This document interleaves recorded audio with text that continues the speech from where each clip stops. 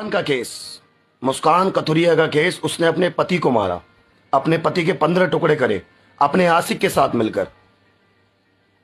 सभी मर्द कहने लग गए आजकल की आज के टाइम पर औरतों पर भरोसा ही नहीं है, औरत अपने पति के साथ कुछ भी कर सकती है। मैं उन मर्दों से सिर्फ एक बात कहना चाहता हूं,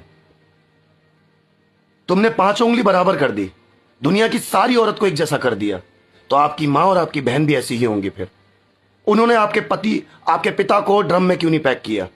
उन्होंने आपके पिता को फांसी लगाने पे मजबूर क्यों नहीं किया? या आपकी बहन है, वो भी अपने पति के साथ ऐसा ही करेंगी?